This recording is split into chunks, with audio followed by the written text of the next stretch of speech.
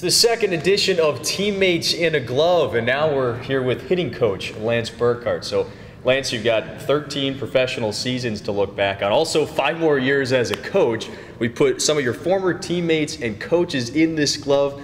You ready to reminisce a bit? Let's do it. So here's how it'll work. We've got Lance's catching mid here. We've got a handful of teammates and former managers. You pick one and reminisce a little bit. Go down memory lane and tell us the story. So go ahead, dig in.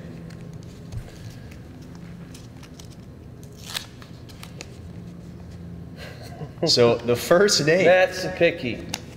a former college teammate from back in Southwest Missouri State. Yeah, crazy guy. Crazy in a good way, I should say. You know, came in as a freshman. You know, I was a senior, so a lot to teach a guy like that. He had a lot to learn. Great guy. But he scared some people, definitely. I don't know if you got any pictures from him in those days. But as a freshman at Missouri State, he was a presence in the box, a mean-looking guy, but he could hit. We had some really, really good times on the field, and we had some good times off the field. But what a guy. I can't get into any stories with him, but... You'll have to plead the fifth on that one? You guys talk about scary good. You guys went to back-to-back NCAA tournaments in 96 and 97 well, together. In Missouri Valley, there is the conference tournament winner gets a bid, and both years when I was there, we won the tournament. We wouldn't have got in, but those were some great times. You know, we got to play against some really good teams in both of those regionals, and we had 2 good teams those 2 years I was there.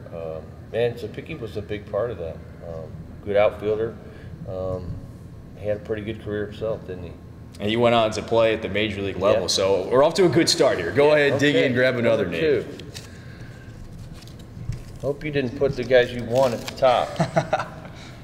Ben Sheets, you know, I didn't know him that well, played with him, but you know, what just a dominant guy on the mound. Focused, bulldog. I think that's what really made him good. Obviously, he had that good curveball, which was fun to catch when it was on. But you know, he was an intense guy. You guys were together in 2000 when you were playing in Huntsville, Alabama. He becomes a 4-time Major League All-Star with the Brewers. What was some of those starts like to catch him when you guys were playing? Just like I said, fun.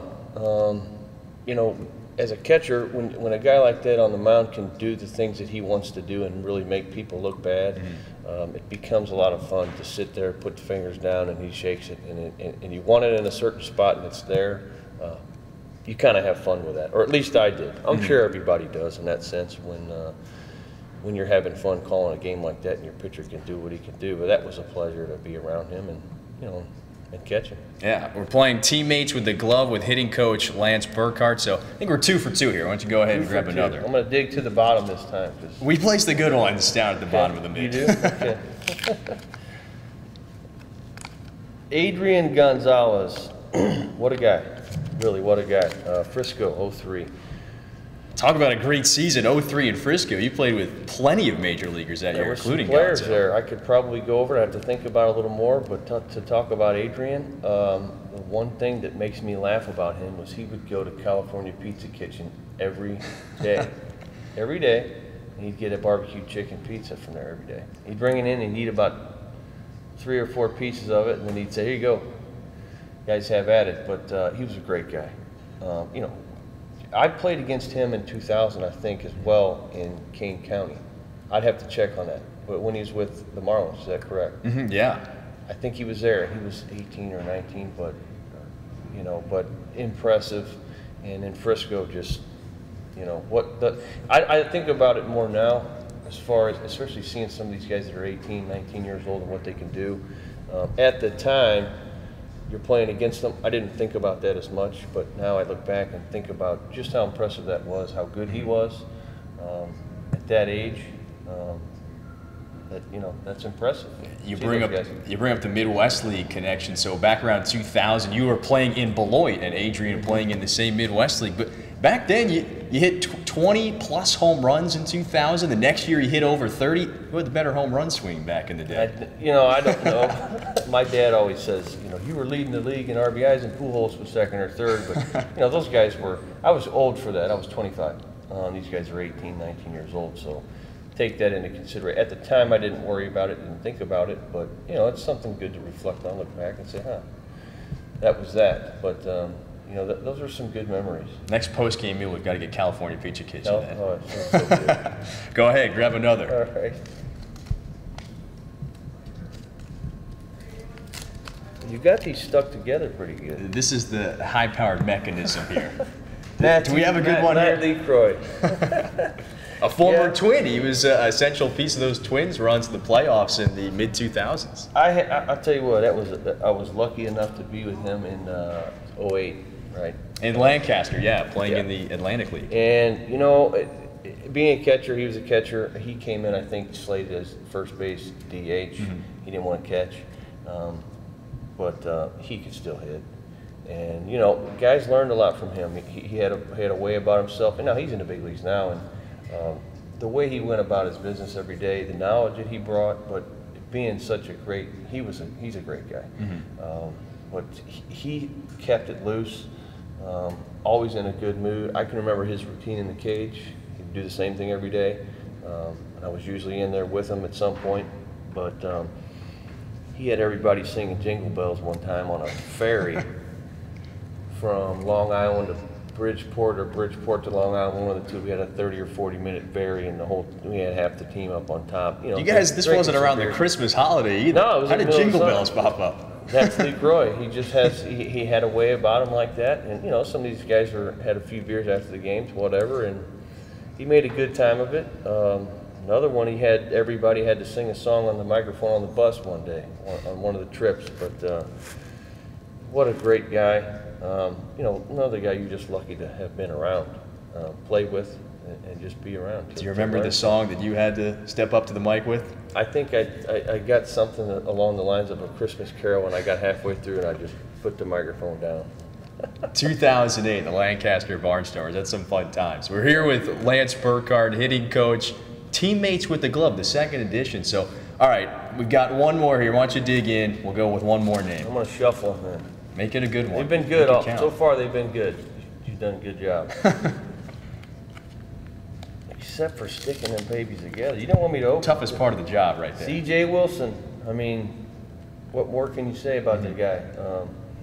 Another guy that was intense, and I don't know how old he was in 03, but he had to be young.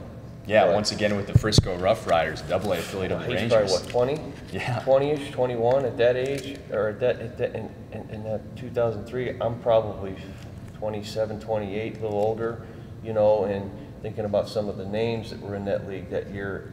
At the time, not worrying about the age, but seeing what they can do. He was very intense, very focused, determined to do what he wanted to do and what he knew he could do. Stuff-wise, obviously, it was there.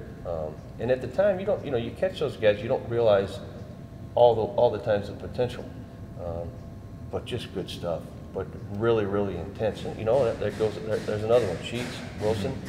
It says something about that mentality that these guys, when you see that mentality, how much that helps them succeed, get to the big leagues, and be successful in the big leagues. That 03 team, we just see Wilson. We just talked about ADRIAN Gonzalez before. Also had Lance Nix on that team, another good major leaguer. Yeah. So at what point do you say to yourself when you're playing with these guys, wow, they're going to make it sooner or later? Well, a guy like ADRIAN Gonzalez, I thought Nix was really, just an all-around really good player. Mm-hmm. He had everything.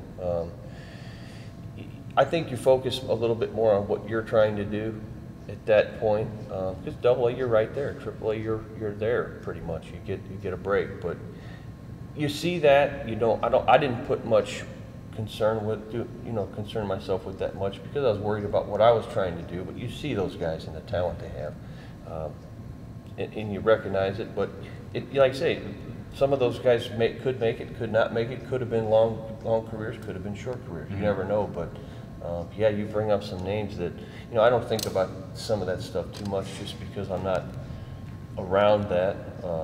You move on every year. You meet so many new different people, and you've got your own agenda every day. Yeah. The magic of the glove today. This one brought out some Really good names, right? Really good. You did a really good job. He's Lance Burkhart, hitting coach for the Tin Caps. We're looking back on his career. Lance, you're off the hot seat. Thanks for taking the time out. I enjoyed it.